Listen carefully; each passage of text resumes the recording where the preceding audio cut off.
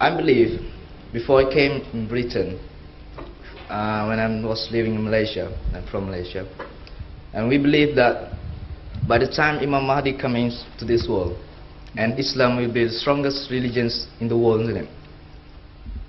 And what's so confused now is, if we say that this religion is the strongest religion in this world, and why at the past 3 years, when Bosnia was suffered from attack from Christian community, why there is no Islamic country comes to in front of let's say PBB and solve this problem? Why we have America and... Okay. You have asked two questions in one, right? Yeah. The second question I advise you to address to Saudi Arabia, to Kuwait, to Jordan, to Syria, and to such countries you are blaming for their absolute lack of interest in the Muslim affairs, right? Yeah. I'm not answerable for what they do, but I'm answerable only on behalf of Jamaat Ahmadiyya, with our belief that Imam Mahdi has come, right? Yeah, sir. Now, as far as your hearsay reports about Imam Mahdi suddenly transforming the world of Islam into the most powerful people on earth, I disagree with that view as false on the count of contrary historical evidence. No man who was ever raised by God as prophet or a messenger or a reformer brought about such a miracle in the world. Not even Hazrat Muhammad Rasulullah sallallahu alaihi wasallam. 1400 years have passed and still you yourself are quoting the example of the Bosnians being Muslims completely helpless at the mercy and laid at the mercy of their non-Muslim enemies. And there again, it is not the Christians who have perpetrated any crime against them. That's also wrong. Those who have perpetrated most horrid crimes against the Bosnian Muslims are religionless people. There is no religion to them. They are practically atheists and morally destitute.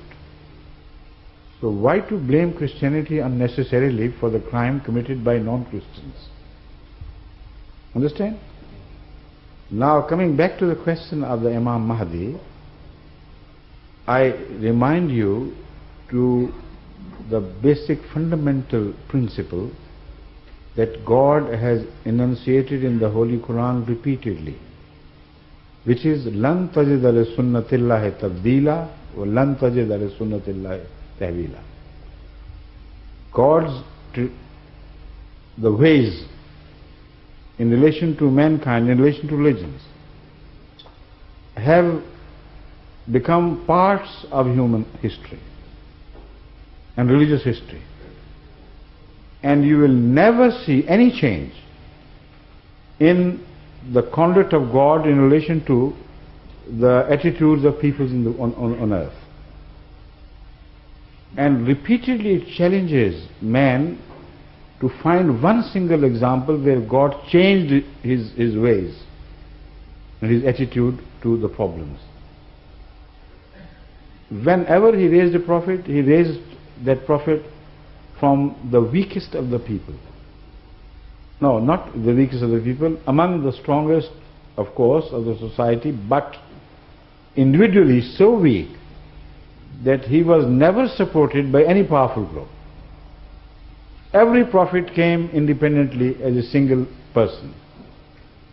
Yet he gained following through a very strong, persistent struggle and endeavor which he continuously made, regardless of the pressure of the enemies against him.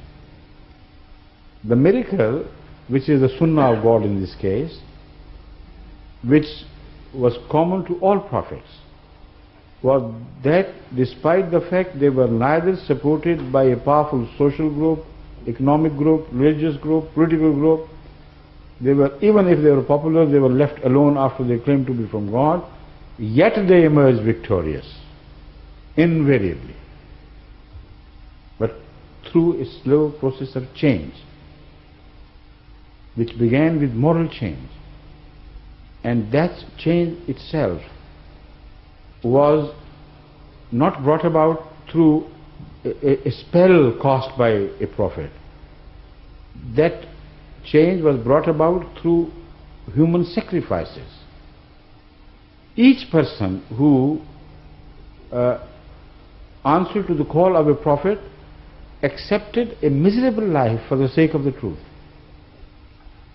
He was put into the middle of torture and persecution. And the society which honored him before treated him as a menial. And as such, there is no inconsistency in the ways of God if you apply those, if you learn those ways through human history. From the time of Adam up to Ahmadiyya Islam, this is the story of the prophets repeated over and over again, exactly like this. If the people did not reform finally and rejected him altogether, then the people were wiped out, not the prophet. What happened to the people of Noah? What happened to the people of Lot? So the religious history as preserved in the Holy Quran is most reliable and unchangeable. How can you fit the concept of Imam Mehdi in that history? Where can you fit it? If you believe that suddenly somebody is divinely appointed and with his supernatural power he destroys the rest of the world and makes those who share his views in religion conqueror of the whole world. Why so? If they are themselves corrupt people, if they are at least as corrupt as other people are, what justice there would be in God bringing about a revolution in favor of such a people like you find in many Muslim states. If you really study the current history of the Muslim states, you will find that most of the people living there have become dishonest, corrupt, and indulging in all the malpractices in which the rest of the world is indulging. Name a crime which you find elsewhere in the world and which is not found in the Muslim states. So why one fine morning should Imam Mehdi appear and say, all right, do whatever you please? Religion does not appear for the purpose of revolutionizing the morals and conduct. Religion only comes to establish the supremacy of one people, and that is all. So I have come and you will emerge as victorious. I'll hand over the keys of the world to you and disappear back to nothingness. Can you agree with this scheme of things? It's impossible. Right? Thank you.